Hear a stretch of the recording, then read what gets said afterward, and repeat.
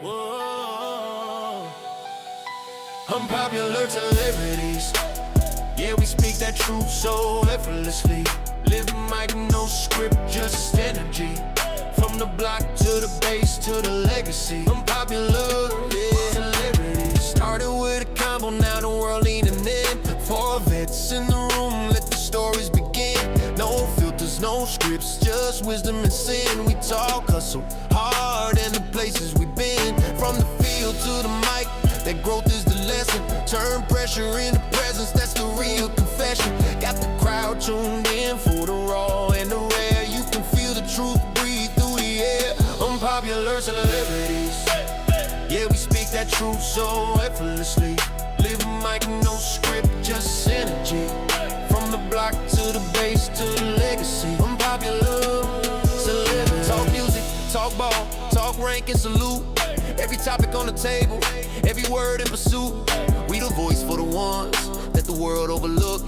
Turn pain into punchlines, life into the hook. Yes, in the chair, we breaking the mold. Every episode's heat, every message is gold. No gimmicks, no mask, just purpose and peace. When the lights come on, that real don't cease. Unpopular celebrities. Yeah, we speak that truth so effortlessly. Living like no script, just energy. From the block to the base to the legacy. Unpopular celebrity. We ain't chasing fame, we redefining the game. Give light to the name that the system can't tame. Got the people tuned in, cause they feel our lane. It's the voice of the real, not a chase for acclaim. Mic check, then the vibe start to settle for a host. One stage and the truth is the medal. So before that show start, let the beat breathe steady. When you hear the name, just know we ready. Oh yeah, when you hear the name, just know we ready. Unpopular celebrities. Yeah, we speak that truth so effortlessly. Living like no script, just energy. From the block to the base to the legacy. Unpopular celebrities.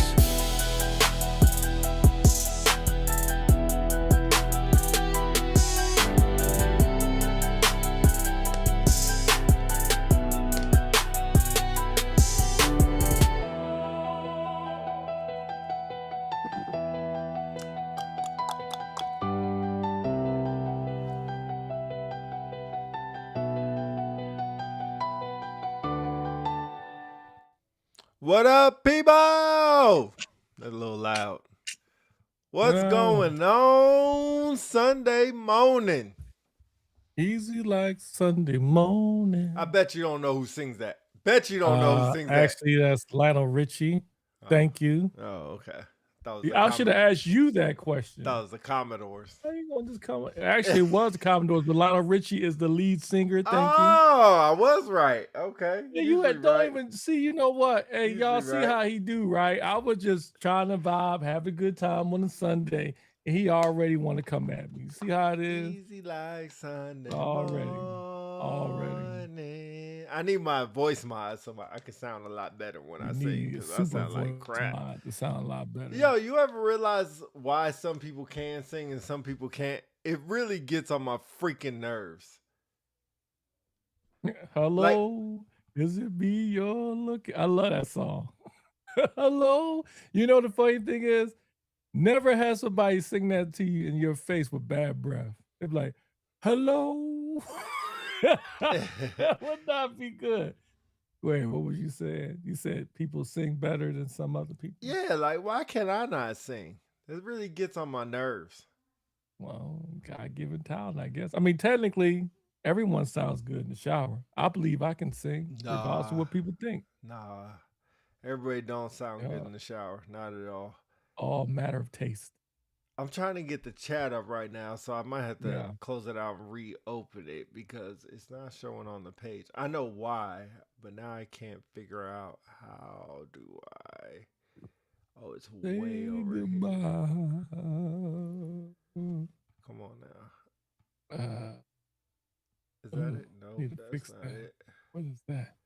All right, go ahead and do We appreciate y'all being here, man. Peace, human beings. Your boy, Philly DC, live and direct here on the Lord's Day, which is Sunday. Happy for y'all to be here, along with Pete, the engineer, Jessica Player out there doing her business. Del Brown as well up in Deutschland doing his business. We are your unpopular celebrities here for another show. If this is your first time joining us, thank you, thank you. Make sure you like, share, and subscribe here on all platforms. You can catch all of our old content on YouTube, all of our old shows that we've done, shorts, live, all that other stuff. And then feel free to make yourself home. Sit back, relax. We talk about anything and everything, man.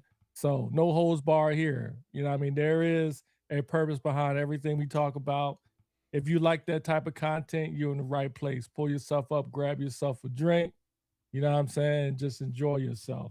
In the meantime, all those, if you're here in the chat, comment, man, we appreciate y'all being here in the chat. Make sure y'all hit like before y'all start getting going, because the likes help the algorithm, man. Stop playing. Make sure you like your boys, you know what I mean? So we can reach more people.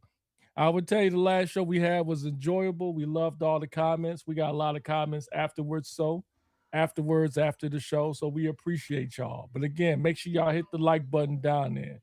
We got a pretty good show for y'all today. We gonna vibe. We got a lot of stuff we gonna talk about, bounce in between topics and stuff. And as always, y'all part of the show. If y'all got something y'all saw out there, y'all want to talk about, feel free to put it in the chat.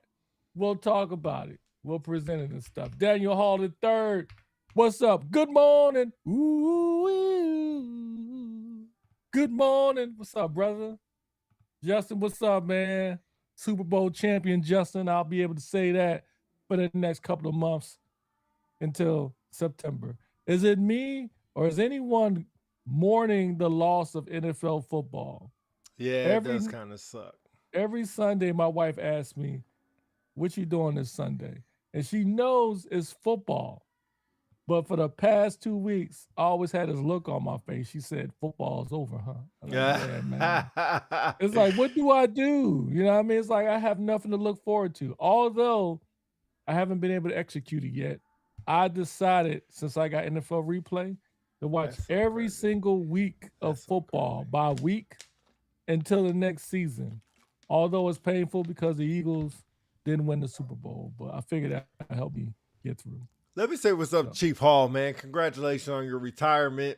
How does it feel, bro? I told you my phone lines is always open if you need something, if you just want to talk, vent.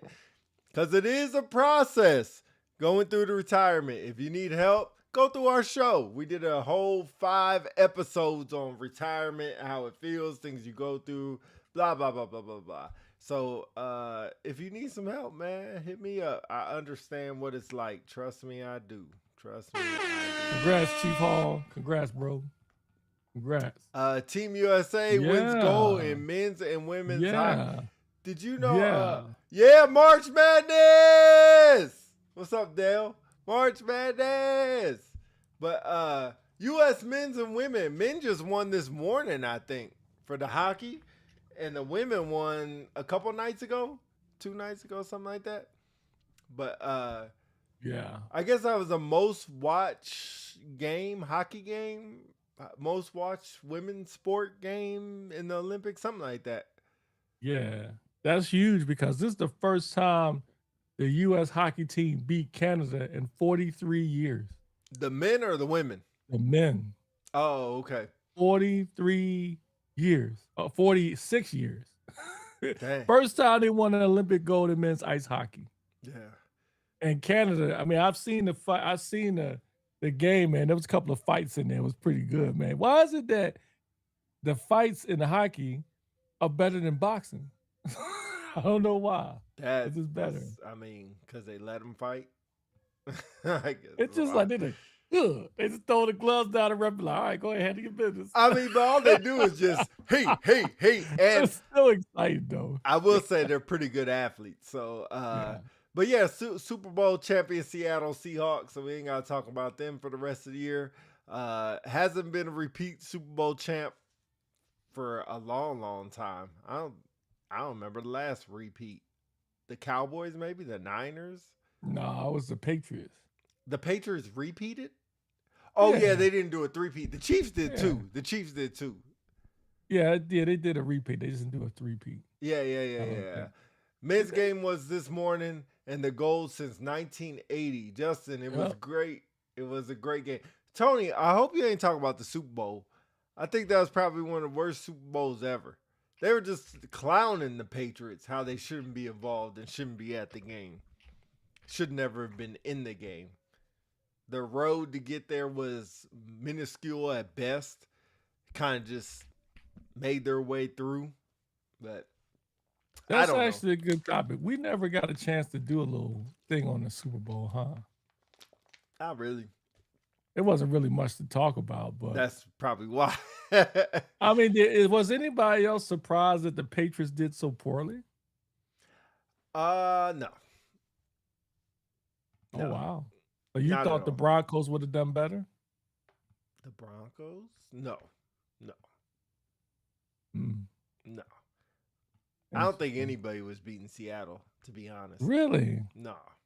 So you don't think there was no AFC team good enough to beat Seattle? No. Did you? So, real talk, did you think that even before the Super Bowl? During the game started being played in the AFC, I started realizing it's not going to be good. I just felt I was surprised at how dominant the Seahawks were. I didn't think they were that good. Wow. I don't know if it's just because they were that good or was just the Patriots. Oh, football was last season. Why are we talking about it? I was referring to the hockey game. Oh yeah, great point. Great point, Tony. It was. I didn't watch the men's game. How about Harden to my Cavs? Everybody's making a big deal. First of all, we could talk about basketball. We could talk about tanking. That's what we need to talk about in basketball is freaking tanking. Have you heard about the tanking stuff that's going on and the tanking rule that they have? A tanking rule? What's that? It's anti-tanking rule. How does that work?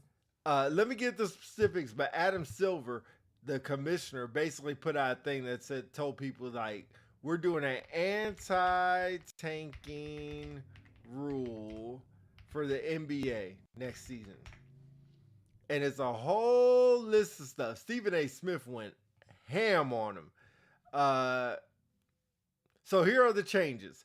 Restrictions to the top 4 picks, freezing lottery odds at trade deadlines, limiting consistent top 4 picks. So you can't get top 4 pick twice in 2 years. And potentially using 2-year records for lottery odds so they can stop people from basically throwing the season. All right, I'm going to ask an obvious question, but how do you determine if a team is really tanking or if they suck? Good point. So, like the Utah Jazz is probably one of the biggest proponents of tanking lately. And in the fourth quarter, they basically sat their whole starters, all the starters. Were they getting blown out? No, it was a good game. It was a tie game. But they basically sat everybody. And also the Lakers did the same thing. They sat every starter except for one before the game started. Talking about they all needed rest. They all said that. They all needed rest, huh? So what you got to think we pay you for? Yeah, who hurts the most out of this? The people. This is why I will never pay. I never want to pay to go see an NBA game because of crap like this. Yeah. You know how mad man, me and Dell went to a game to go watch KD when he played for Phoenix. It was his first game he was supposed to play to Phoenix, and he popped his ankle in warm-ups. So he never got to see. Picture a UFC fight, and you're supposed to see these two fighters, and 10 minutes before the fight, they're like, oh, he injured himself in warm-ups. He ain't going to be able to fight. Bro, I'll be pissed. And they don't give you your money back for it. Yeah, that is true. That's foul. That's foul. Yeah. I knew there were issues before about resting players for games, especially towards the end of the season. It's a huge issue. And like I said, the people who hurt the most is the fans that pay to see the games. Yeah. Because nobody else is affected by that. Men and women games both went to overtime. Talking about the hockey, where they played 3-on-3, which opens up the ice and game action. Go USA! We also had several airmen who were Olympic athletes as well. I heard about Yeah, I that. heard about that. Yeah, I heard Yeah. about that. What do you think about that? Airmen as being Olympic athletes. Mm-hmm. To what end? You mean as far as should they be able to do it Correct. or that's a tough one. Cuz it's all isn't that the same as saying people in the academy get to play collegiate football? No, I guess it's not the same because you attend the university Right. or you attend the academy, you get to play. Right. Whereas the Olympics, you take time away from the job to play. Correct. Um, I'm kind of half and half on that. I think as long as it doesn't impact your job, you are qualified and certified, and it's not your primary mission. In other words, you don't get to dictate when you go. If the mission can allow you to go, then you go. And I assume that's what happened. I'm gonna look up what airmen participate in the Olympics. I'll be shocked to see what their jobs are. Because if they are academy guys, then it's okay. But no, I think a couple of them are enlisted.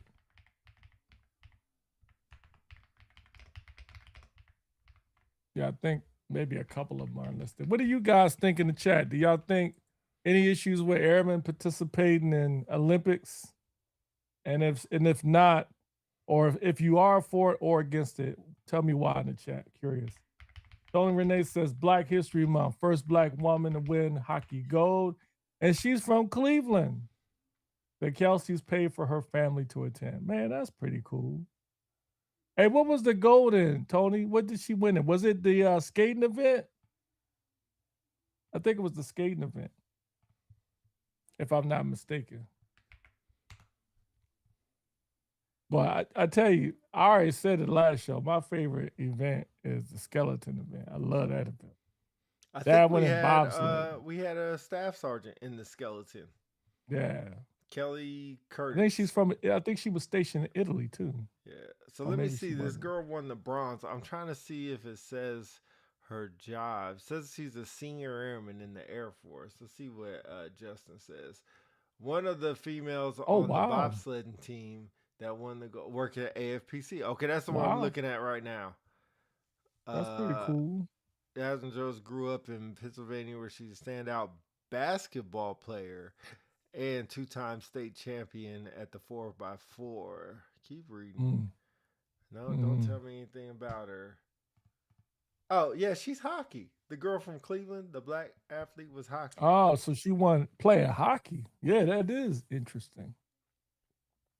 That is interesting. You know what's funny? I always say like the Winter Olympics is not really well off known at all.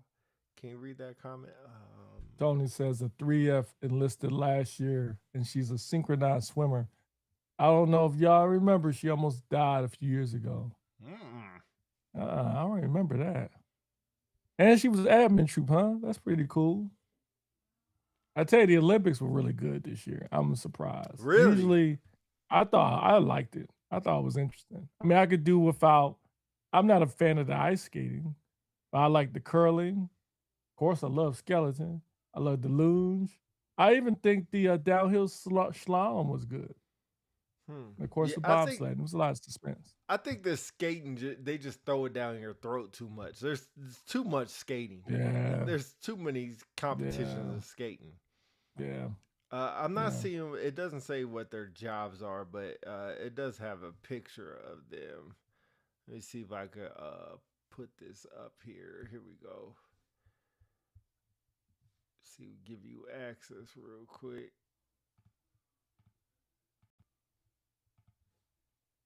All right, so those are our two Olympic athletes, Kelly Curtis and Jasmine Jones. Pretty easy names to read. Balanced motherhood, competition, and service. So what's your take on it? I'm good with it. Like you said, as long as it doesn't interfere with what they got going on at work. Now, it'd be hard to say because, to me, on a way different level, Because it's like if we want to play base basketball and go out to a tournament, they always be like, well, what is your mission? The mission comes first. I wonder if you would ever tell somebody once every 4 years, like, how do they train? Do they train on their own? That I'm not sure. Man, that girl's 37. Married mom with 2-year-old Melvin trained at Aviano Air Base while racing skeleton. Huh. And she competed at 2022 Winter Olympics in Beijing. Curtis became team's first black skeleton athlete. Curtis is not black. What? She looks pretty. I mean, look at the picture. To me, that doesn't look black to me. Maybe she has black in her. I think so. Oh, maybe she's mixed.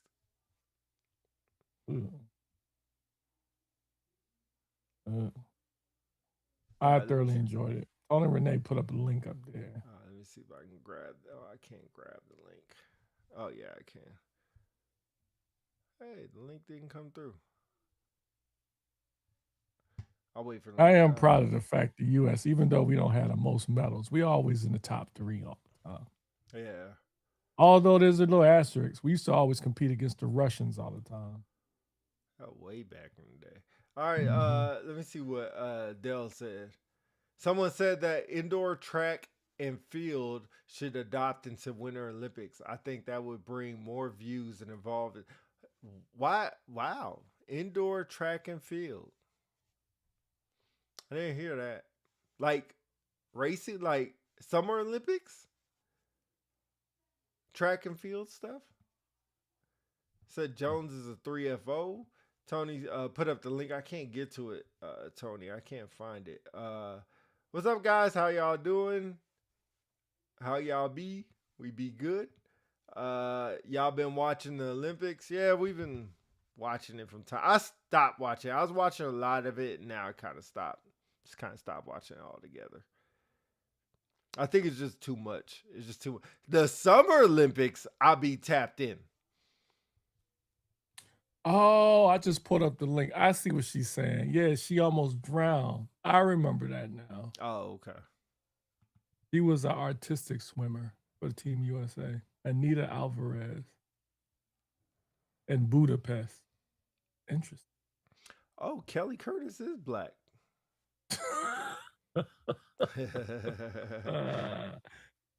Oh, yeah, Justin. Yeah, that curling was interesting, especially with the Canadians. I guess they got disqualified at one point, right? I think they was doing something. I always thought curling was pretty cool. Cool sport. Man, I'll tell you, that's how you know you're getting old when you like curling. That's how you know you're getting old. Hey, it's better than watching the NBA, that's for sure. Now, that's true. That's true. Yeah, hey, curling did have some trash, though. Did you see that? The trash talk with the curling? Yeah. There was the two, it was the Canadians and somebody going at each other. Yeah. Because they said the ref said they called him for something, and they didn't agree with it.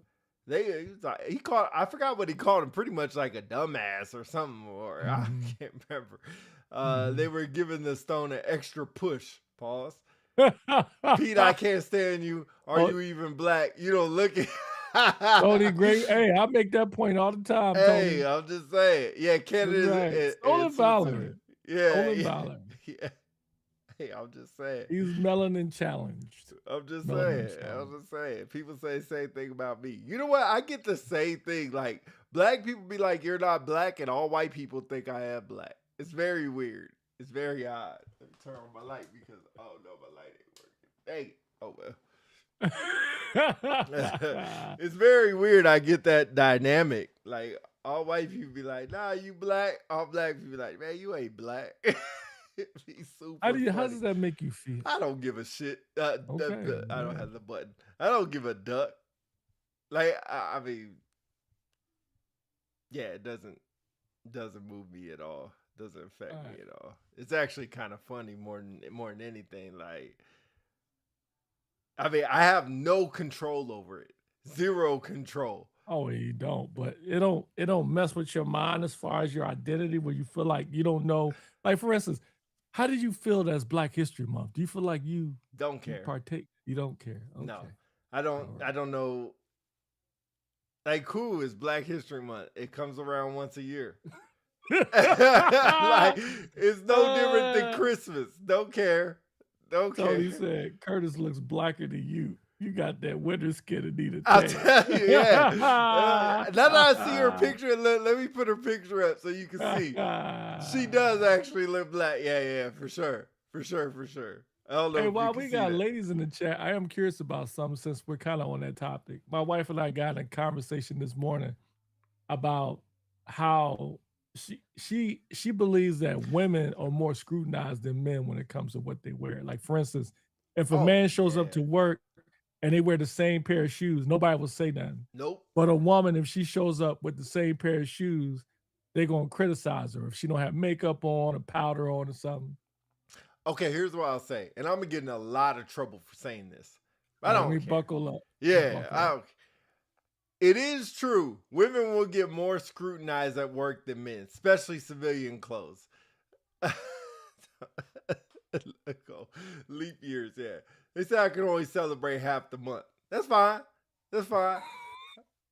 But yes, women will get more scrutinized. Here's what I'll say. It's your own fault. Because men don't care. We don't care. If me and you worked together and you showed up in the same shoes every day, I wouldn't care. We're not gonna call you out like, bro, how come you keep wearing the same shoes? We don't care. Is that if you wore the same shirt twice, I might laugh at it and be like, bro, ain't that the shirt you wore yesterday? But I still wouldn't care. Women care about that stuff and they think it's all psychological. Nobody really cares except for y'all. I wouldn't, yeah, I about to say their own gender cares. Females are usually bad against females. Like 2C says she wore a dress and cowboy boots Friday and they lost their minds. When you say lost their minds, was it your fellow females or was it just everybody in general? Because like most men, we just look at the physical. We don't care about we ain't gonna criticize you ain't got makeup on or your weave ain't right or whatever. We're still gonna look at you. You know what I mean? But for women, it's like they be dissecting each other. What type of bag she's wearing? What type of if her bangs are jacked up? You know what I mean? If she's got buckshots or something like that, or she's wearing fake shoes or whatever. It's like y'all be dissecting. 2C says it was the guys, they had something to say. Something to say, I would assume in a positive way, I assume. No. And then which brings me to my other thing we were talking about. Pete, when you at an office, will you ever compliment another woman on how nice she is? Never, ever, nope, ever. Chief! What's good, Chief? Men don't care, and men don't care that men don't care. Women don't want to care, but if we don't care, men would care, and all hell break. What the hell? What kind of nursery rhyme riddle? You did a good job with that one. That was a tongue twister. Say that fast, though. Yeah, men don't care, and men don't care that men don't care. Women don't want to care, but if we don't care, men would. Okay, you're saying if y'all just come looking like y'all just rolled out of bed, I wouldn't care. Just come to work and do your job. I don't care what you wear. I mean, to a certain extent. What's this outfit? Oh, boots, stuff like that. Okay. Nicole, that's not a bad compliment. Or that don't mean they care. It just might be something different. Now, I will say that, and you can answer this too. If somebody usually comes to work in like jeans and a polo, and the next day they come to work in a 3-piece suit, I'm be like, bro, what the hell? Where'd this come from? What's wrong with that? Nothing's wrong, but if you throw off the normal, I will say something. Or just like a haircut. So like, that's one thing I'll say. If your hair is usually bald and you come with a toupee on. Like, bro, what happened to your hair? So that's part of the other part of the conversation too. Is would you? Because you said you would never compliment a woman on how she looks at work. You would never do. I would never be like, that looks nice on you. Your hair looks nice. I would just be like, oh, you changed your hair. That's bad too. Oh, that's the extent of it. Yeah, that's because the argument I made was is like, you think you're helping someone or you're giving somebody a compliment, it could make it worse. Like, example, let's say you walk into work, but before you came to work, you had a rough day, you almost got in an accident or something, you forgot to put deodorant on, maybe your shirt's got a stain on it or something. But every other time I see you at work, you was always sharp, sharp, crisp, all that stuff. You walking off and I say, dang, Pete, every other day you look good. You like shit today. You would probably take offense to it, wouldn't it? Pete don't. You know me. But yeah, I forgot. Who am I talking to? Yeah, I'm sorry, me y'all. better than that. I'm sorry, y'all. You know me way better than that. My argument is, if you go to a woman and you say, hey, Melissa, usually your hair is looking nice, but today look like you haven't, it's disheveled or something. What happened? That you don't know what happened to that person before they walk into the building. Maybe they couldn't get their hair right. Maybe they had a bad exchange at home, whatever. So that's why I think you should never compliment somebody at work. Men or women? Both. So what about people look tired?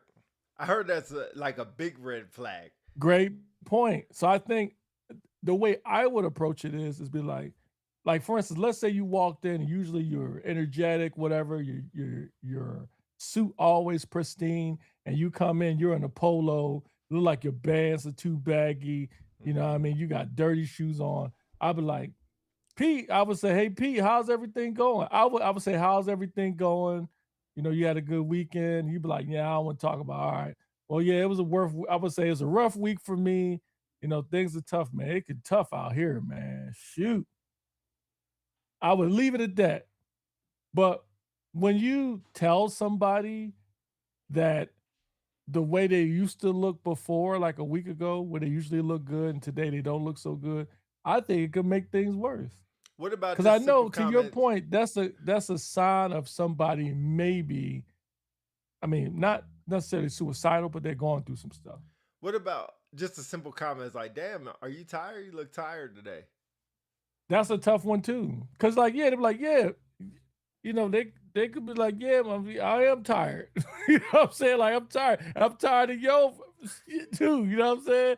So you be like, hey, I would say simply, I would just say, how are you doing? And they say, I'm good. Okay.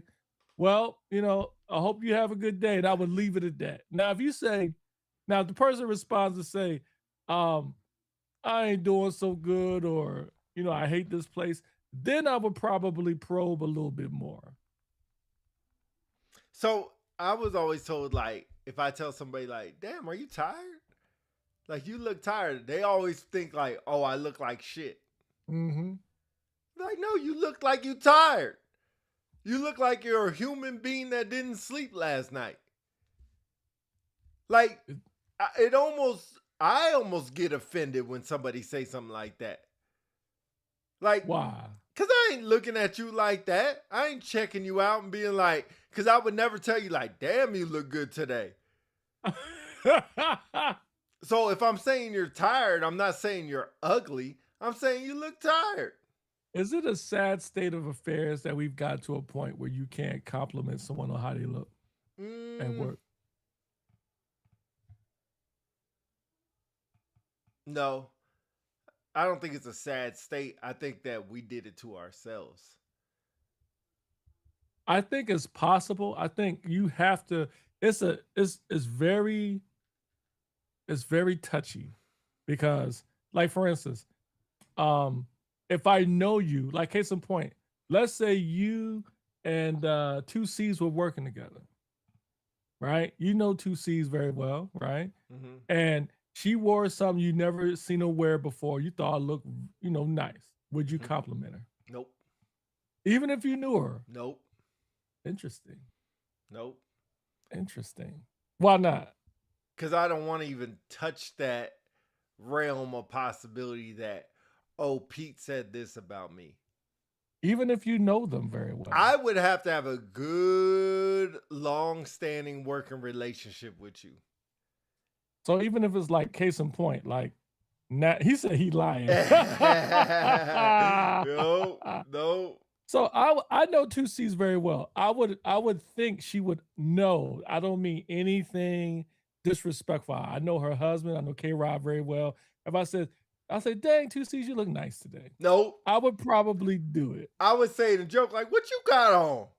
Who you trying to impress? That's even worse because no, I take it back because she know you. She knows you're playing. Right. But that could be taken the wrong way. Like you're just taken aback by what she's wearing. That's what I'm saying. I would have to have a good relationship with you.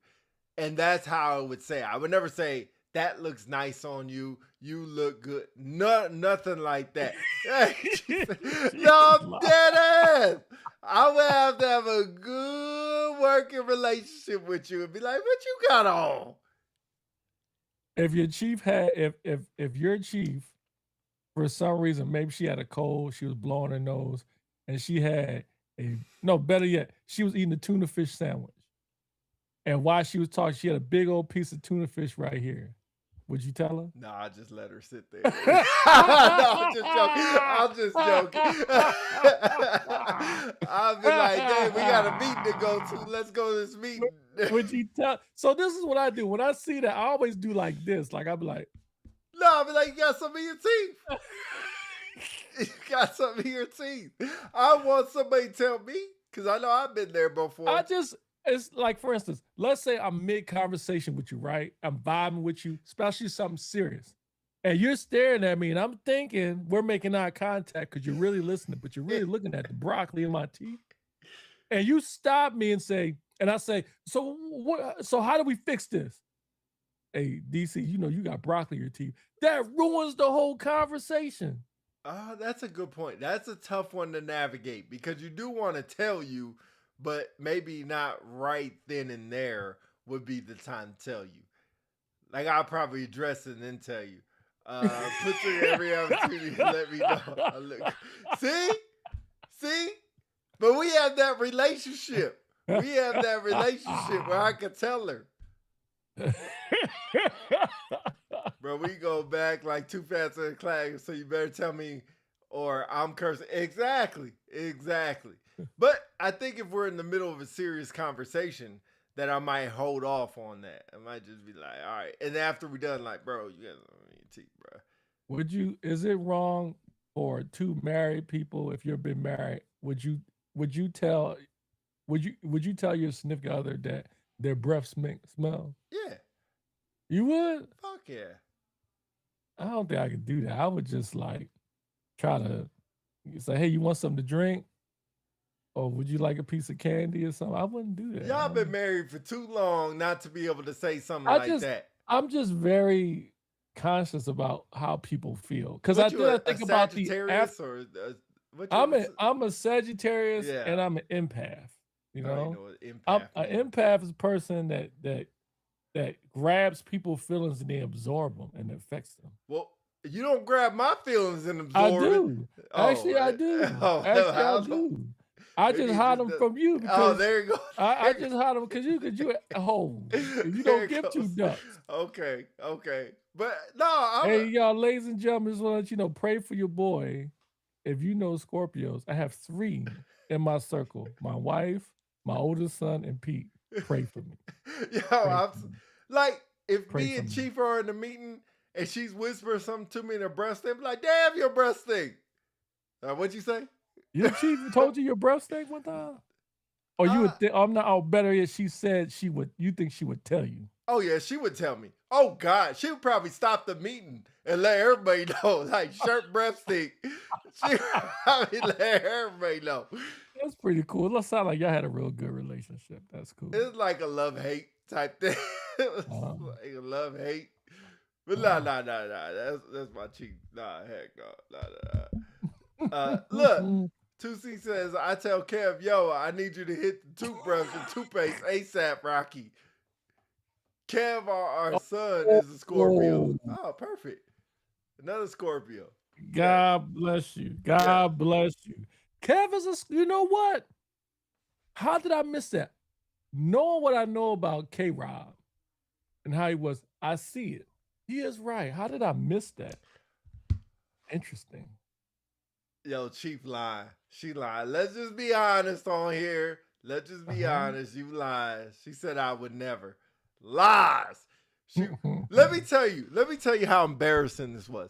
We in a staff meeting one time, and the day before we had this show that came to the club, and it was like a game show. It's actually really cool, and they gave away some really good prizes. Well, one of the things was you had to go up in front of the big screen and everybody's behind you. You looking at the screen in front of you. It's a big screen. And they put a question up there and they have 4 answers and you have 4 buttons and you press the right button. You know, it'd be like, what's 2 plus 2? And the answers be like 2, 4, 6, 8, whatever. And you hit 4, you move on to the next question. And how fast you answer, you get more points. Right? That makes sense? Yeah. So they're going, and the host was like, yo, it's okay to sabotage people and give them the wrong answer. Right? So it'd be like, what's 2 plus 2? And it'd be like 2, 4, 6, 8. And it'd be like A, B, C, D. And I'd be like, D, hit D, hit D. So I was giving people left and right. And the funny part was, in all honesty, I wasn't even trying. I didn't even know the answer. I was just saying random crap. I mean, I have a 75% of being wrong. So I have a good odds that if I just say a letter, it's the wrong letter. Because I only had 25% to be right. So people were listening to me because I'm loud and just hitting the button. Oh, it's working brilliantly. So I'm the last one to go. The very first question was like, who is married to the Prince Henry? Who is he married to? Mm-hmm. I put Marilyn Monroe. Bro, I could not think that quick. As soon as I can't read. Marilyn Monroe. I can't read well. So I'm trying to speed read this crap and it's not working.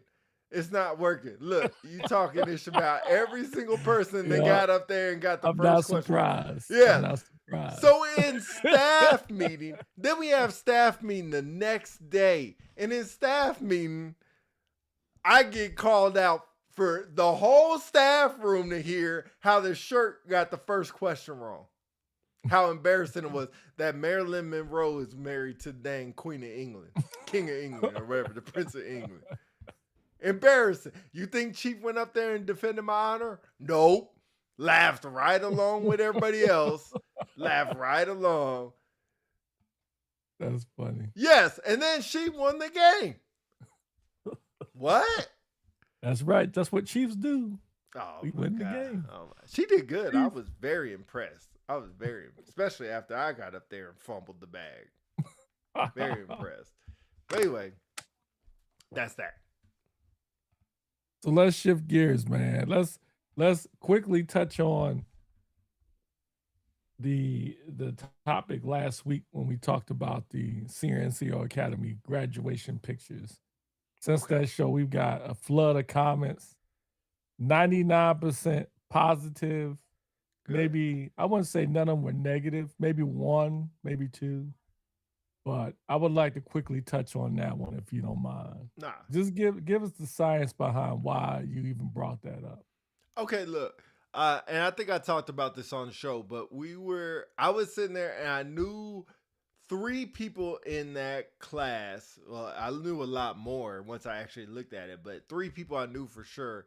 And for some reason, it came across my Facebook feed. I didn't know I followed the page. So it came across my Facebook feed, and I was trying to find them in the pictures. So as I'm trying to find them, of course, I'm scrolling through. I'm like, dang, their uniforms look like trash. But I'm just going through it. And so as I start progressing through the pictures, I realize that everybody's uniform looked like trash. And so, us having a platform, you get somebody a platform, they'll talk about anything at all. I was like, let me bring this across to people's attention because this is not a flaw on the culture of the Air Force. It's not an Air Force problem. It's an accountability problem. Somebody fumbled the bag. I do not blame the people whose uniforms look like trash. I blame the people who didn't tell them their uniform looks like trash. Whether that's the commandant, whether that's the instructor, stop, pause there because it is their responsibility. You don't just get to be the freaking commandant, sit on your throne in an office and punish people when they fail to do things or hand out your commandant award once a class. You have another job. The instructors, you have to teach the class and you also have a responsibility to hold standards. Obviously, there's a huge problem in senior and COA with uniform standards and holding people accountable. Then it's the classmates.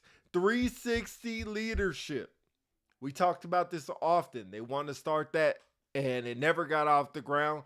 But this is why we can't be successful leaders in the Air Force. Some people can't because they're afraid to hold people accountable. Now, if it's airmen, if you're a senior mass sergeant and got to hold an airman accountable, easy. That's easy. But holding your peers accountable, that takes skill. And obviously, that lesson is not being taught in senior and COA. So that's the premise of it. Gotcha.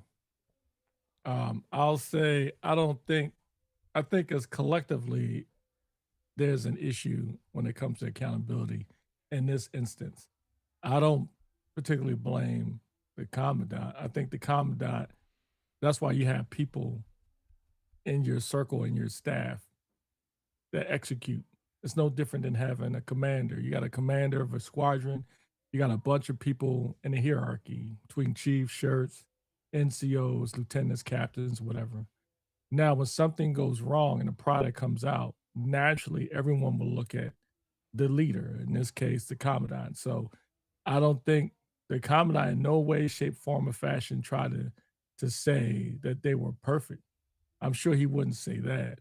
In fact, I know him pretty well. I think he's pretty squared away. But in the heat of the time when people are about to take pictures and the people are ready to graduate, some things get overlooked. Not that And bad. you would well, if you're saying not that bad, that's almost to imply there was no other graduation pictures that looked that bad. We They just all so look happened to bad. found this one. Yeah.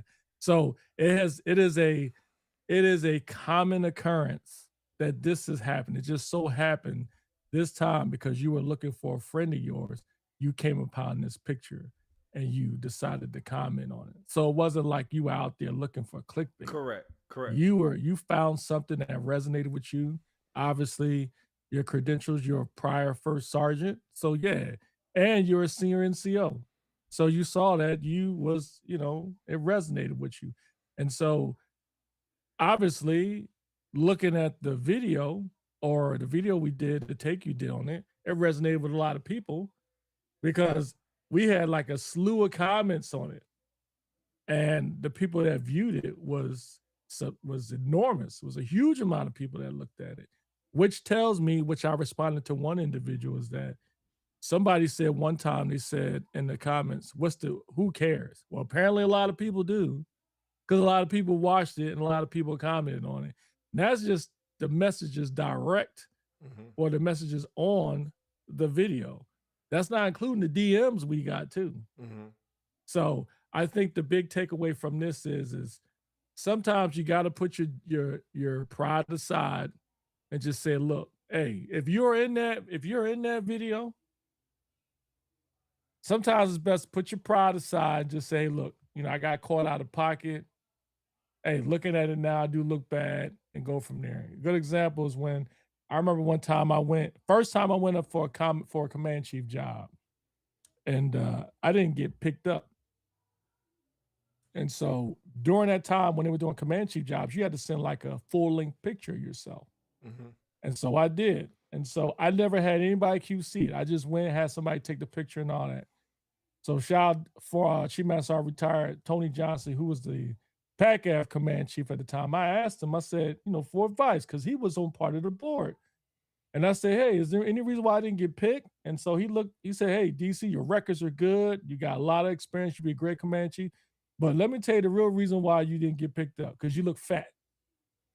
And I was in shock. I said, what do you mean? He said, open up your pictures. So I opened up the pictures and he started dressing me down. And then when I looked at it, it's almost like that tunnel vision. Everything just come to you and you like, oh, shit. And he was right. And it was embarrassing, especially knowing not just him, there were other chiefs out there that saw these pictures that had the same thought process he did. It was embarrassing. But I got it squared away the next year and made it.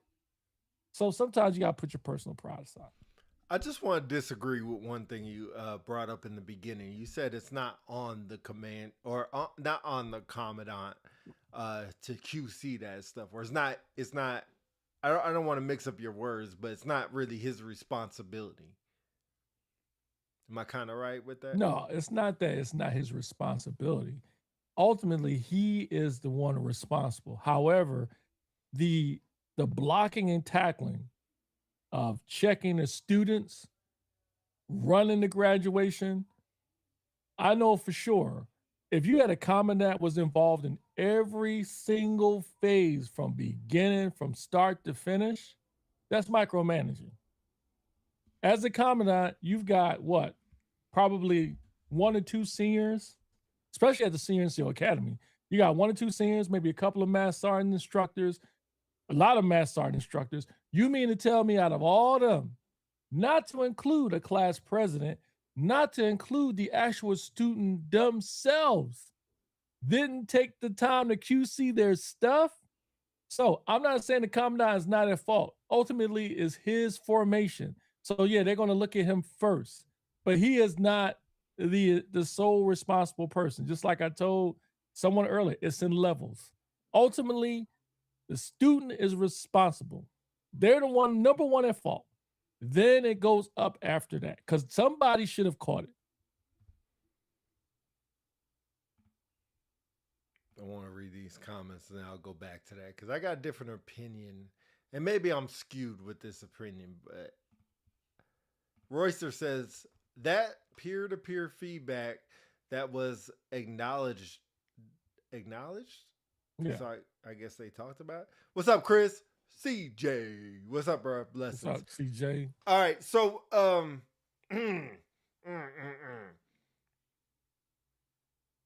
I agree and disagree. And here's where I go. If you're in charge of a flight chief, anything that happens on the flight, the pace of the flight, the motivation on the flight, the morale on the flight, how they do business is a reflection of you. You could be squared away, but if your flight's not squared away, it's a reflection of you. The way I look at it from a way outside 50,000 foot view, because I'm not in deep in what goes on. Yes, the students have accountability. Yes, stop there. They are the first, especially a senior master sergeant. Like they ain't like ALS. That's more or less the instructor than the students, but still the students. But as a senior NCO, come on, dog. Like we shouldn't even have to talk about this. 2, that it's instructors. Do I want my class to look like this? And then I'm like, if you do, what are you, or if you don't know, didn't care, what are you focusing on? What is possibly, because nothing's testable that I know of. I've never been to it. So you've been to it. You can let me know. I don't think there's anything testable. You never been to senior NCOA? No. Interesting. But I don't think there's any pass or test. And maybe it's like ALS where you have one test. But I wish the commandant was on here so we could talk to him. But I don't think anything is testable. So it's like, what are you teaching? Don't waste my money.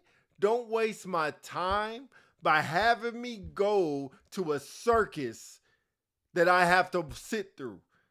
If I think of any PME as a way to reboot yourself. So if I'm a little off, somebody needs to bring me back to center. So if my uniform looks like trash, hey, somebody should tell me it looks like trash. And if the students ain't gonna say it because they're worried about winning Commandant Award and Levito and all this other BS, then the instructor should be there telling me.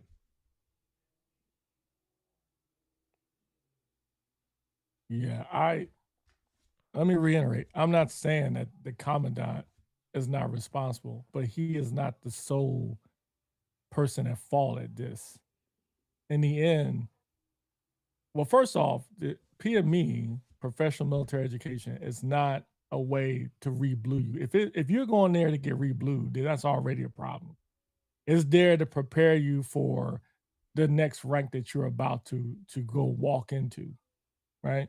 And I think I think this all comes down to a loss of focus. People 5, 6 weeks, I forgot how long it is, they get to a point where they're doing all this stuff, they're away from their families. And again, I'm not condoning what happened. I'm just saying, I'm sure they didn't wake up and say, I'm going to look like a bag of shit this morning. No, but they didn't care that they But did. I wouldn't say they didn't care. I just think they weren't focused on what was going on. The only thing I will say that I will agree with you on, the only thing that messes up this rationale is that if they had an inspection before they got into the school, all this stuff would have been identified, because it's one thing to go up on stage and your uniform is wrinkled. Right. It's one thing to go up there and you're missing ribbons. Right. But when it doesn't fit, that's when something went wrong in the inspection. And as the commandant, I'm sure when the pictures were executed, when they were going across stage, maybe these things were noticed even before the pictures. I think the issue is when it's noticed, the action, someone takes action immediately and say, hey, you can't walk today.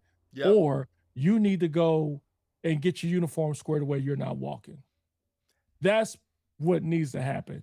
Because like I was saying earlier, if this was a one-time thing, then I would agree with you. But this has happened over between the CNCO Academy, Chief Leadership course. Every course has had one or two. It just, this one was so bad because it was several flights in the pictures. Thank God Tony Bostic is on here. Yes. Yes. Who's doing the inspection? Half the time they got big shoes and big red noses too. 100%. And I want to go back to what you said, and then I want to address something. Go back to what you said. PME is supposed to prepare you for the next rank you went through. I believe you went through 4 PMEs.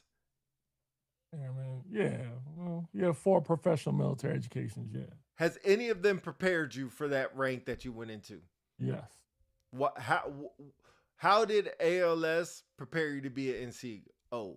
Well, ALS was different back then. We did mock direct feedbacks. We learned about combined, direct, non-direct feedbacks. We learned about how to notice how to counsel someone if they're having bad performance. NCOA taught us more about the technical aspect as far as like leading a bunch of people. And then senior NCOA taught us about management. We had to do essays. We had to do project reports. We had to brief things in front of the flights and stuff like that. Do you think that prepared you? Yeah, it did. Okay, yeah, I'll give you that. Okay, the other thing I think the chief leadership course was worthless, personally, at the time. Okay. I thought that was worthless. I'll say most instructors through the 3 PMEs I've been through, and I'll count shirt school as a PME, I guess, and canine school, but whatever. Yeah, most instructors are just worried about being cool and not getting blasted on surveys more than doing their job. holding people, doing the tough things about their job. That's my experience. I've been an instructor too. And yes, there are some times you worried about the feedback because you worried if a student, you were hard on them, they get the critique at the end of the thing and they're gonna blast you on it. Because I hate to say it, commandants ain't in the class with you at all times, but they damn sure read, every single feedback or critique or end of course survey that you get. And most instructors are just worried about how they look on the survey. Because as instructors, we did it too. If you had a bad survey, we would read your stuff, laugh at it, joke on you with it. I never did because I didn't find that stuff funny, but people do. So people are more concerned about that. And if I'm the cool instructor, don't hold nobody accountable. Let y'all eat and drink whatever you want in class. Let y'all show up late. Let y'all come back late. Blah, blah, blah, blah, blah. Don't hold nobody accountable. When there's those projects that has to be done, I don't really scrutinize them. Just kind of let it go. You know, even though it's probably a D+ work, whatever, good enough. And let it go. That's the problem. Tony, thank you for being in here. I appreciate you being in here. It's all too late now. ALS should be done as a A1C. Wow. Well, they got those intermediate courses now. I think they call them like 400s, 500s, 600s, 700s, whatever they are now. But foundations is what they call it in between. But in my experience, the foundations is just a bunch of senior and COs trying to get bullets. My experience. Because there's nothing testable. It's just here. I'll give you information. So are you saying because it's not testable, it's not useful information?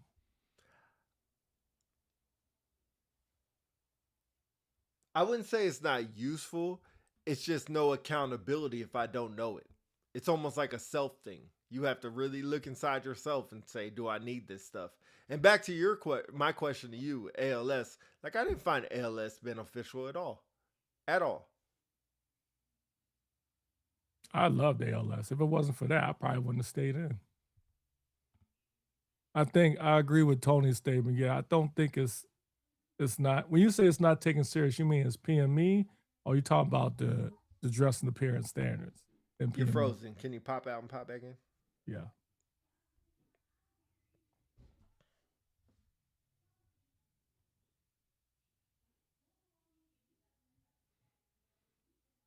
All right, wait for him to come back in real quick. Yeah, Tony Bostic said both. That's how I feel too. Definitely both.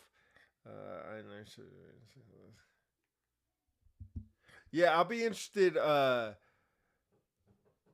We get somebody with senior and COA on here that talks about, you know, what they did, or if it did make them a better senior, or will it make them a better senior. I think it's interesting to hear if that actually helped people out, because I agree with Tony. Like, it's not taken serious at all. I missed it. Now, what's not taken serious? Dress and appearance or PME? He said both. I do agree with dress and appearance. No, I agree with both. Yeah, I agree. And so then the question is, why not? Because is it the individual's fault, or is it the curriculum or school's fault? Both. But here's what I'll say. The curriculum can fix the individual's mindset. The career field can fix the curriculum. Curriculum. Okay, what would you propose they put in it then? Can you pop out and pop back in? It's frozen again. Oh, for crying out. I'll wait for him to get back in to address that. But yep, Tony, I wish you were on here, because you are just we're basically what I'm thinking. You're typing 100%. I'll wait for him to come back in. And I know to Philly's point, he's gonna say people shouldn't need accountability all the time, but people do. And we'll wait for him to get back in. I'm not trying to gang up on him for this, but all right. So Tony said it just like I was gonna say. There's no accountability. That's what you think that needs to be changed, the accountability? Yeah, like if I look like trash, you're not walking across the stage. Yeah, I agree with you. That's what I'm I saying. agree. And I agree with you 100%. if it's day one, like shirt school, day one we show up in full dress blues, or I think it's full. I think it's service dress. No, we bring our coats, but we wear our blues. And if you look like trash, they tell you what to fix. So then the next week we have another inspection. And if you look like trash and they say, hey, you need to fix this, get new pants, blah, blah. Then, so for the 5 weeks or 6 weeks, whatever shirt school is, you have inspection every week. It could be, maybe I don't want to say necessarily it's the quality of instructors, but I think that's something to do with it too. It does. I think you need the right people. Because like here, I look at it as in, like when you went to basic training, military training, maybe that's not a good example, I'll use it anyway. When you went to BMT, it's hard for you to question an MTI on their credibility and knowledge because you just coming in. Yep. When I go to a PME, I expect an instructor to be knowledgeable. I expect them to be professional, and everything I aspire to be like them. Right. And so an instructor should feel like they're the gatekeeper. Right. To your point, if nobody's walking across this stage unless your uniform squared away and unless I feel like you've met all the checkpoints that the curriculum has offered. Right. And they've got to feel emboldened to be able to say this and not have fear of retribution. Correct. And that's where I hold the commandant responsible, because outside looking in, and I'm trying to give him grace.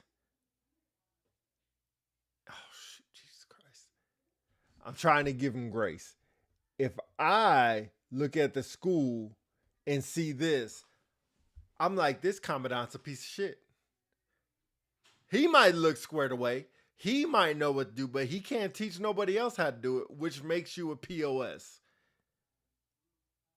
When I say POS, I mean as the commandant. You're probably a great dude. You're probably a tremendous chief. You probably can lead squadrons and turn them inside out. But in this, right now, for the last couple classes, just in this one area, something is terribly wrong. Tony Bosick said, you start making people feel the pain for not learning, growing, or not holding a standard they will get right. If no one is ever telling me I'm wrong or there is no healthy fear of accountability, you get what we get now. Got now. That's how I feel. I mean, I can't dispute that. I just want to make it clear. Again, and levels of responsibility or accountability in this case for the pictures. Yes, the commandant is the first person that, because without you even bringing light to those pictures, you might have some people in the audience, they may say, oh, how come so-and-so look like this? Unless you know how the structure works. Most people look at these pictures, number one, they're just happy that the person graduated. Correct. They ain't worrying about now you'll have some, I myself and a lot of my people, bosses, commanders I work for, we would dissect them on stage, like Chief, you like, Chief, you see his pants, blah, blah, blah, blah. You know, you might want to go take care of that or whatever. I've gotten that. But most people don't look at that. They're just happy, hooping, hollering, security forces. Yes. Woo! Yes. Exactly. They're not worried about, please stop him. His button's coming off. Woo! They're not doing that. The commandant, in the end, I guess I'm not trying to say the commandant should not be held at fault here. All I'm saying is, thinking of it, if I'm in that predicament, and I've been in that predicament many a time, where my team has messed up, and I trusted, say, maybe a senior or a master or a captain to execute something, and it didn't go right, and we got blasted for it, and they came to me. My job as the leader is to take it on the chin, like, it's my fault. I failed miserably. I will fix it. But there's levels, because then at that point, you can then say the commandant should be ran through the ringer if they didn't follow up with the people on their team and held them accountable. Right. If he or she, as the commandant, receives all of the negativity about what happened with the class uniforms and did nothing, then I would agree with you. Scott Roy, sorry, he's on IG, and I'm just getting to it. He said, IG. think of all the Ishi senior NCOs, they will all graduate. Who fails PME anymore? It's very rare. I say it's a 99% pass rate. The only way you don't pass it is if you get caught cheating, which you can go back and retake it, redo it. Second thing is if you get a DUI or something like that. But actually going to the school every day, nobody fails PME. There's no consequences. Zero. Tony Bostic says, if it was young airmen, I would say the schoolhouse is solely responsible. Those are some damn senior NCOs, fam. They are all at fault. Yep. And I think that's what we said at the beginning. It's the student's fault first and foremost. It's the student's fault. I agree. I think, and I think, again, no one likes to be called out. No one likes to be put in a position where a spotlight is on them for something negative. But I think once you get all through that, hopefully after this, they will make sure that they're squared away, and it will make sure that the troops they have are squared away so they don't repeat the same mistake. Yeah. What's up, Murphy? How are you? Jay, how you doing, girl? She was under the weather. I hope you're feeling better. Curious on the sister service senior NCO experience versus the Air Force. We can talk about that. That's hard to say though, because we've had limited experience with that. You know what I mean? Like if you're talking about in the sense of pageantry and how well, they prepare or they consider it, then I would agree, and you probably would attest to this, that they have a stronger feeling or of how important it is. They take it seriously. But as far as uniform stuff, I can't speak on that one. Right, and that's the key that you just said. They take it serious. We don't take this stuff serious. The only people that take it serious is people that want to win awards. That's it. No, I disagree with that one. Tell me why. No. That's because one, that's hard to say. So you're telling me it's almost like two negatives. You're saying one, people don't take it seriously, and those who take it seriously is just to win awards. Correct. I don't agree with that. I've met a lot of people while we're in class who were just genuinely interested in learning, and they didn't give two ducks about awards, and they didn't win, but they're one of the best people in the class.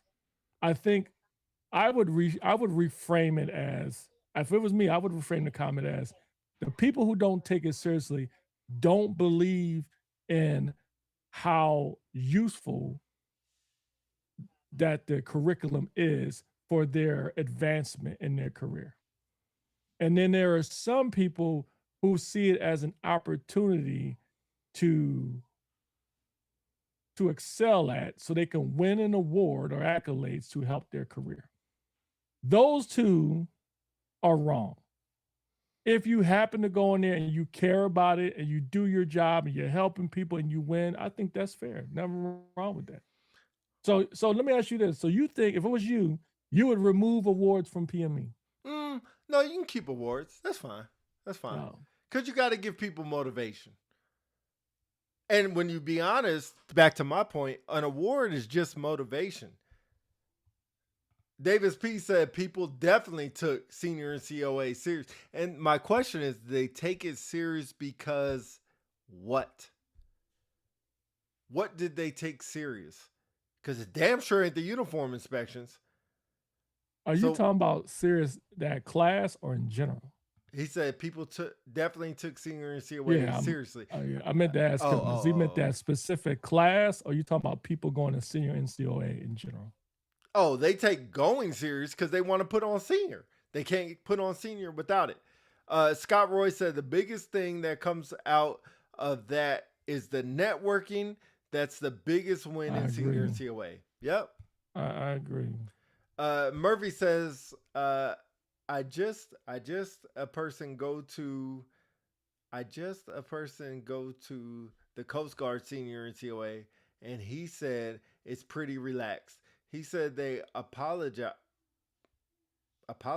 to him for making him have a roommate because other USAF members made us think about it. But he said he learned a lot, and everyone got a signed Coast Guard hat. Oh, how cute! I will say, Oh, how cute. I will say, if I went to another senior in COA, I would probably take it a lot more serious and learn a lot more than if I went to an Air Force.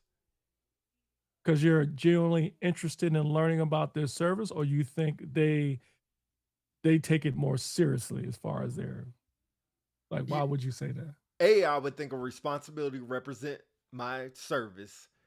So that's A.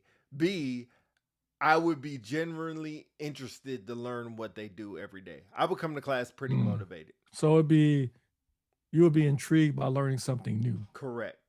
But in your experience between ALS and NCOA, there was nothing there you felt like that was interesting enough that piqued your interest. And shirt school. Yes, and shirt school, I can understand that. I'm not a shirt. I don't know. I'll leave that alone because I'm not a shirt. I can't speak to it. I just don't think. And you know, the funny thing is, so for shirt school, you guys did a uniform inspection, right? Every week. Every week.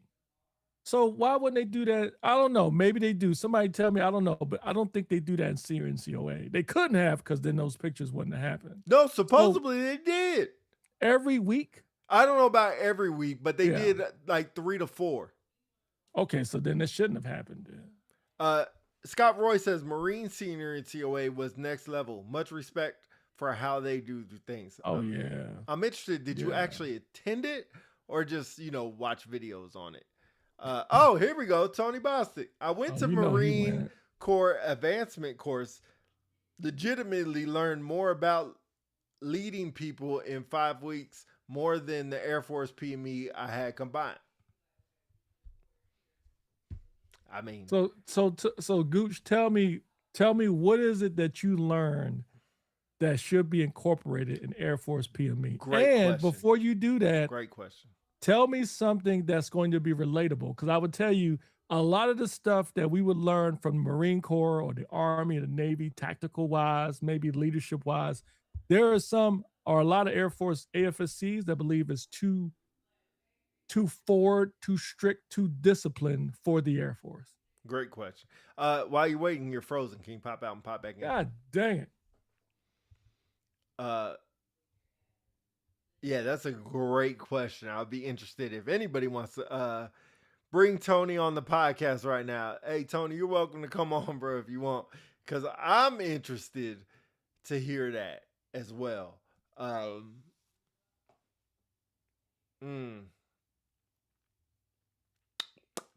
Very interested to hear that.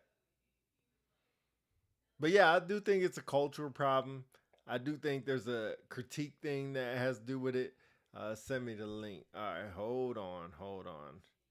The importance of accountability and respect. Let me get Philly back on here. All right, Tony wants to come on, so I'll set that up real quick. Oh, okay. Let me, I'm gonna have to switch this all up. Ain't gonna hurt nobody. No, let me, all right, we have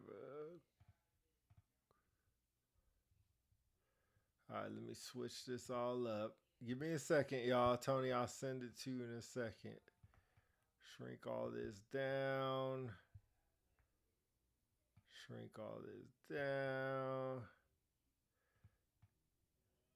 All this work I gotta do. I know, yeah. All right, I don't want to shrink this down too much because I'm gonna lose it. All right, shrink. We got a special treat.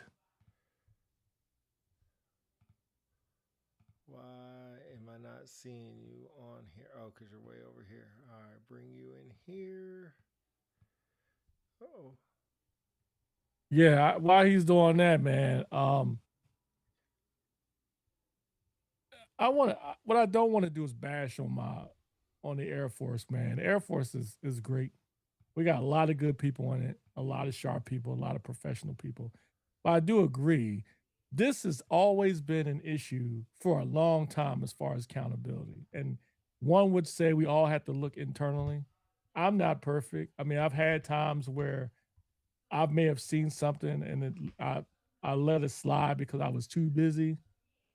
But I would argue, I think we all need to do better in that regard because you figure once you allow it to happen, then that person believes that's the norm. But speaking on PME, hold on, Scott Roy, DC. I'm sorry, my bad, Scott. DC, but we hire instructors off of the time and service, not off talent. That's the problem. Oh man, you know what? That's a great point and a great comment because I think, to your point, instructors should be hired on how knowledgeable and experienced they are, not based on time and service, not based on who the unit decides to give them, not based on people who just want to do it because they want to get out their career field. If you are one of the best in the career field and your craft, you should be pulled to be an instructor. That should be a part of it. And going far beyond that, and I'm sure you MTIs would love this, you should be rewarded for it. How many times people got pulled to be MTIs and such, and they struggled at promotion? If you are an instructor, you leave your career field and you do good work, you should be rewarded for it. I think that would encourage more people or entice more people to be an instructor. That's a great point, Scott. No different than first sergeants. I know we have a process to vet people to be first sergeants and has gotten better over the years. But I would argue there's still some people that should not be first sergeants. There are some people that should not be first. Hell, there's some people that should not be chiefs. There should not be people that should be commanders. I'll tell you, we need to do better on that. I think the critical thing missing in that regard is an assessment of character. How do you assess character? Because when we look at talent, what we look at performance reports, we look at decorations, awards. What about character? Shay says you need to make a template for this P. I agree. I've been trying to do that on OBS, so I feel his pain. I know that's not difficult. That's difficult on the fly. Shay says first sergeant just moved to talent marketplace. Interesting. Hey, I sent you that link, Tony. And I messed up on this template. It kicked you off, so we can't see you on the horizontal, but you're still on the vertical, so I'll keep it where it's at.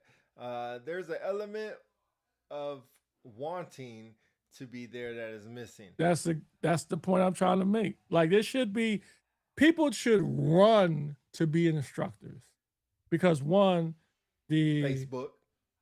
Because one, there's the joy of making a difference. Two, the prestige behind it, and three, the promotion benefits. Because, I wanted to be a first sergeant back in the day, and the reason why I didn't do it because I knew it was going to slow me down for promotion. I regret it. I should have did it. I regret it. But I made senior that year, so I was right. Go figure. But anyway, in the end, I think we need to do better at picking and selecting talent when it comes to those critical jobs. So wait. we he just got the link, so waiting to see if he can get on. Okay, and we can attack that from there because I'm interested to hear on his perspective of it. Damn, I can't believe I kicked you out of there like that, and I don't know how to get you back. I'll fix it later when we get off, but we're about to get off, so let me see if he gets on and give him a quick 20. Oh, there he goes. We got him. We got him. Salt and pepper gang. Salt and pepper gang. Quick question. Can you turn your camera the other way horizontal? There you go. Yeah, there you go. And then let me make sure everybody can hear you. All right, on you. It's on you. Yeah, so what was the question again? What things would you take out of the Marine Corps PME or any other PME that you would Yeah. bring to the Air Force PME? Yeah. But just real quick before you answer, consider no different than when we try to incorporate force protection for everybody in the Air Force. People say, well, that's not my job, or they think that's a little bit too extreme. I would imagine some of the things that you learn in the Marine Advanced Course, most agencies would think extreme. But anyway, I'll pause there. Yeah. So there's one thing that you can't just add to a PME that the Marines already have. Like there is a felt need that this is a warfighting machine. They already truly understand that everything they do is to fight wars. Period.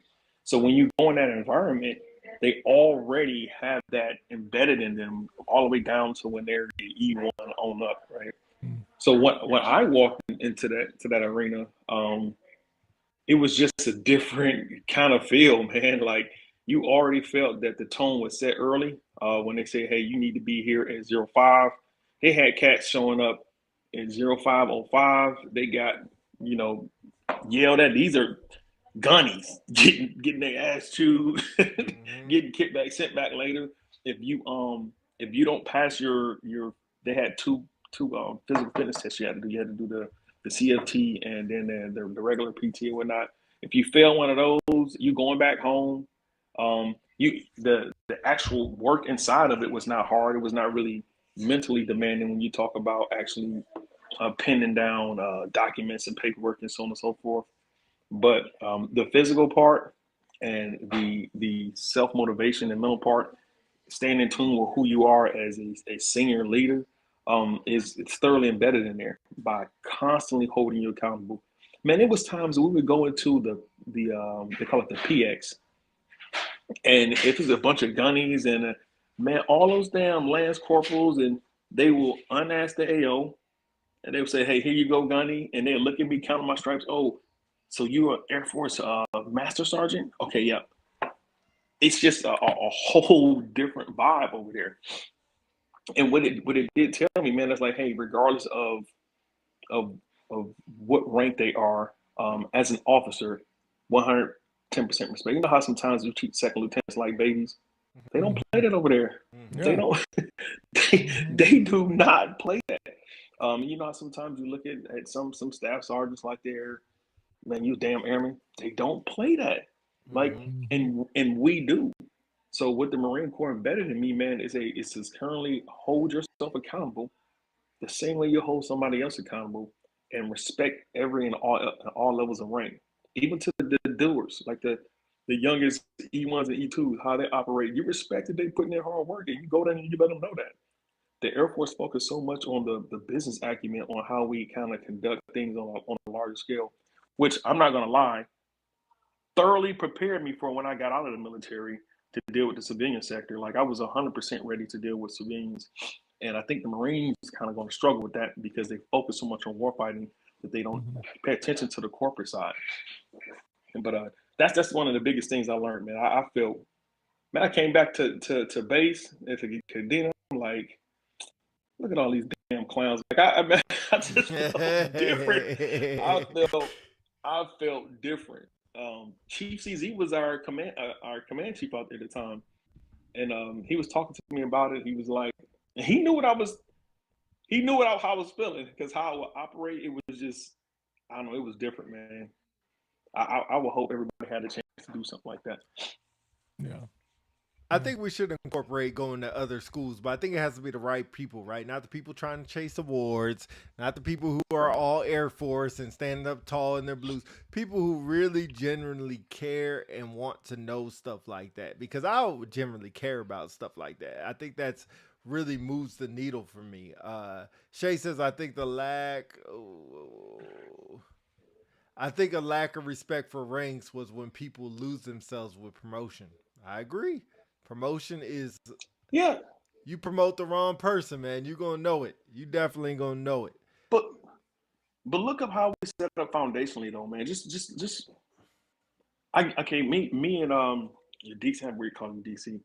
Uh, me, me and Chief Counsel kind of talked about this before, man. Like, um, when you walk inside of a PX, it's the whole rank structure thing, right? If they yell Marine, all Marines turn around. If they yell Yep. soldier, all the soldiers turn around. You know Yep. what I'm saying? You yell airman, you're airman. Ain't no staff sergeant, no mass sergeant turn around, no colonel, no, nothing. Only the airmen turn around, right? Right.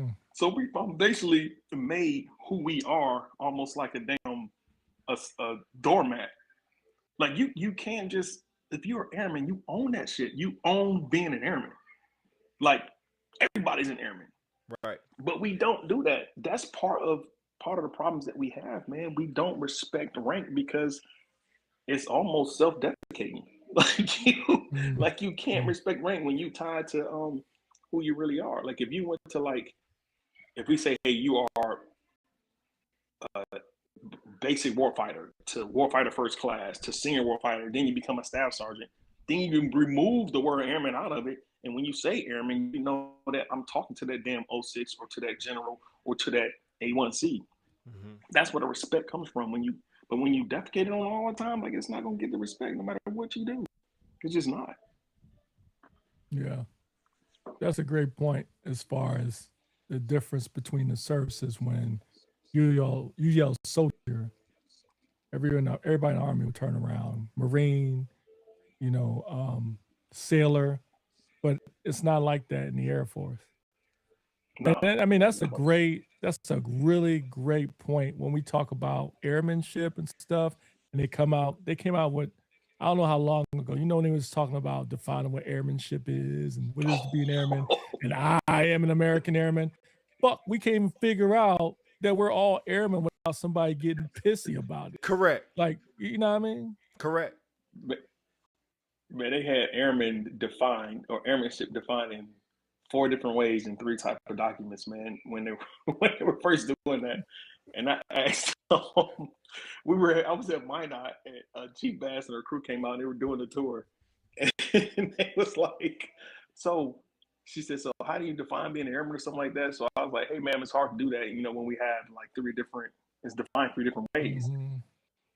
And she was like, is that so? I'm like, yes, ma'am. So when it comes Diamond first, when he came over, he was like, hey, you need to come down to this thing.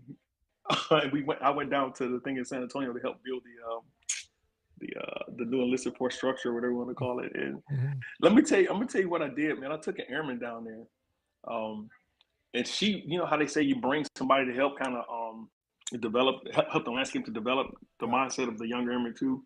Right. So I brought a senior airman down there, female senior airman. She's a defender. She was a dog, bro. She was a dog. And the only reason why I bought her because I know she's gonna speak her mind. She's not afraid of. And everybody else is bringing like master sergeants and all these damn. I don't want to call them out, but they was kind of. Yeah, fuck it. They was kids. They was some ass kissing as seniors. Right.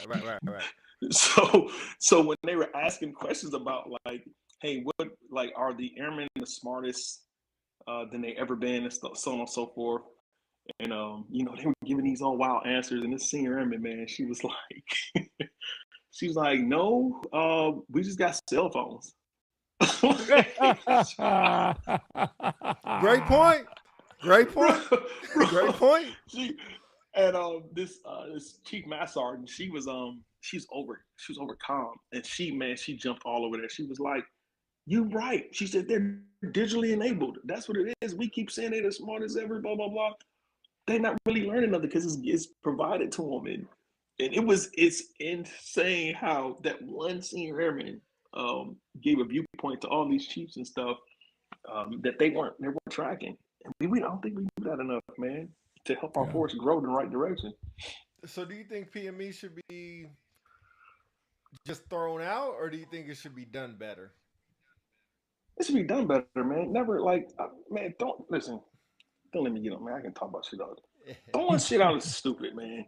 Like, it is so stupid to throw stuff away because it was created for a purpose. It was developed for a reason at some point. You should always look to fix it before you get rid of it. It's the same thing with DEI. Like, how they throwing DEI away. Man, don't throw it away. DEI was broke. It was 100% broke. I don't care what nobody say. One time I walked when I was before DEI started, I would look at my leadership board and it would be the great Caucasian race. It was like everybody, all white man, Yeah, I all remember that. blah. Yeah, yeah. But then like 8 to 9 months later after DEI, we look like the United Nations. Like I said Yeah. before, it was insane. I was like, I was scratching my head, like, wait a minute. So all these people were qualified before, but they weren't looked at. It just swung too fast. So you have to realize that, hey, you know what? We have a problem. You don't get rid of it. You fix it. PME is the same way. Like it was stuff in PME when I was coming up that was very, very important. Like learning how to write an EPR the right way, learning how to handle stressful situations when you sit in a room and you're trying to talk to a troop. Even though I may have dealt with it a little bit earlier as a young airman, as a defender, but that stuff needs to be back in there. Like you need to fix PME. Don't destroy it, man. And maybe that's my question, Philly. I'll let you go. I think PME for cops is different than PME for other career fields. Because take somebody, I don't want to pick them on medical people, but say dental. They're worried about how to clean teeth and make it to the next level. They're not really worried about leading people. With us, and maybe I'm just speaking for myself as senior airman, I remember Chief gave me 3 troops as a senior airman when I didn't even have ALS yet to lead and motivate and everything else. So it's like that's how we're brought up. So when I went to ALS, I'm like, all this crap about feedback and how to sit there and handle conflict, and man, y'all wasting my time.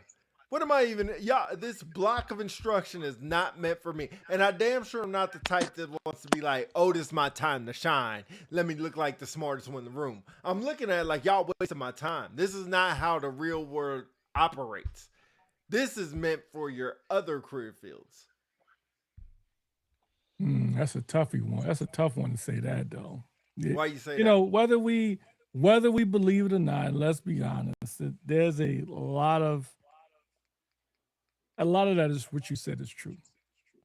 You know, I'm sure Gooch could attest to this, but when we go to PME, when they do certain segments, when they talk about discipline, and they talk about like, you know, letter reprimands, counseling, following up, making sure they understand their duties and responsibilities. That's stuff we do every day, whether it be in guard mount, whether it be on post checks and all that.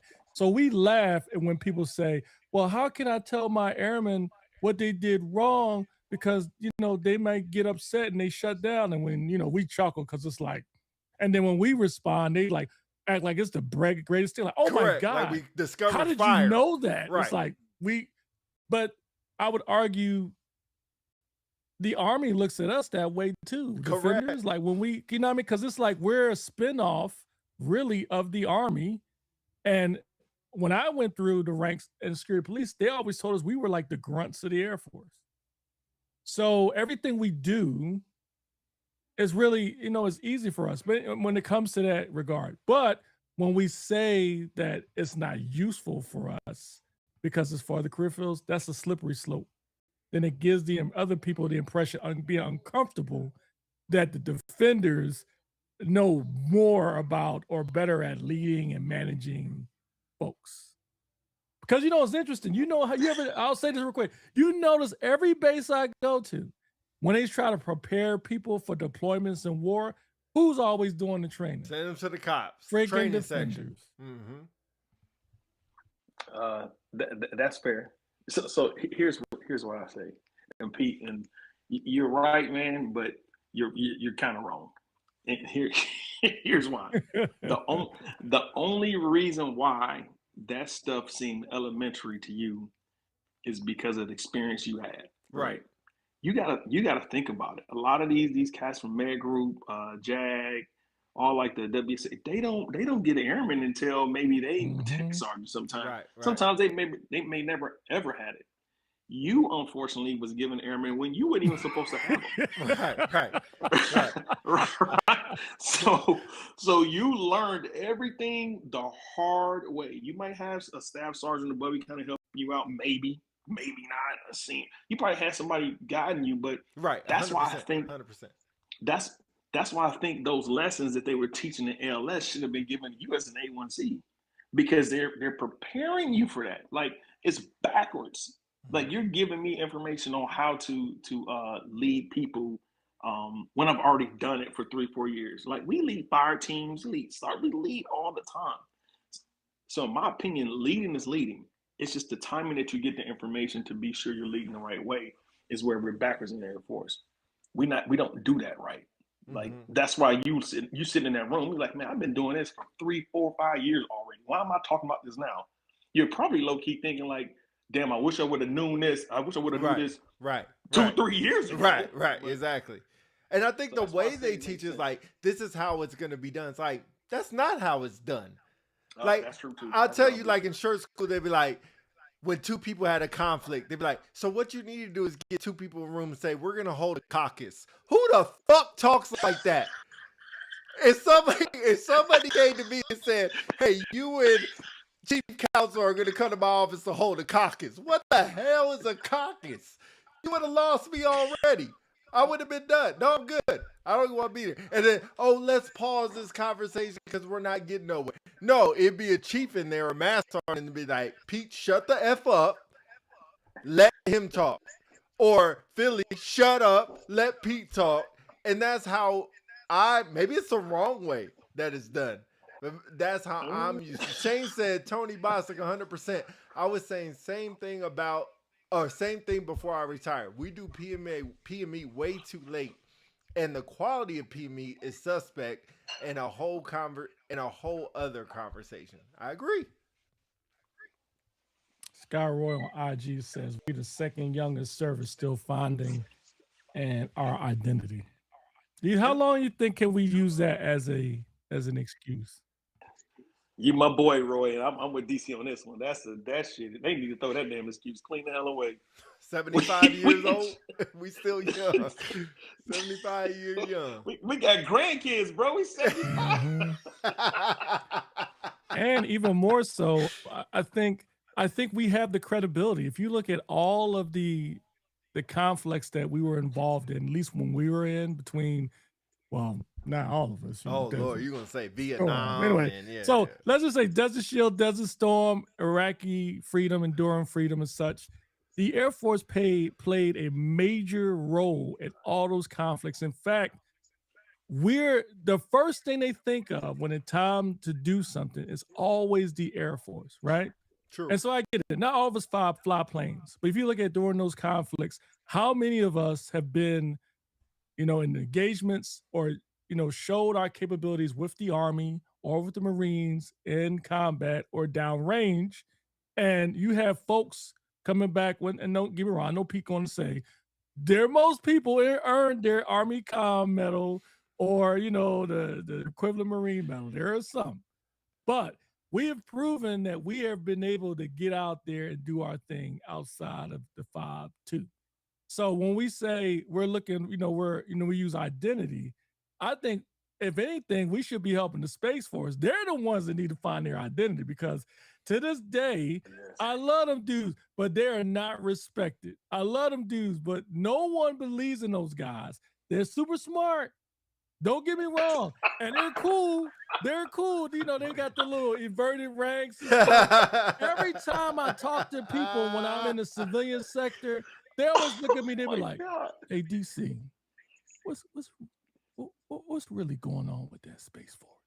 Like, who are they fighting? The Klingons? Battlestar Galactica?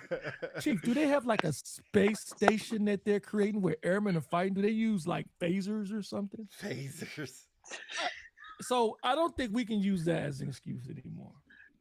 But saying the Space Force is, listen, those who don't understand what they do are the ones who are crazy. They are so integral to the future of combat. Right. Like people do not understand the Space Force is critical. Just like when we were Air Force, everybody respect the Air Force. Guess what? When we were young, you win in wars with air power. Facts.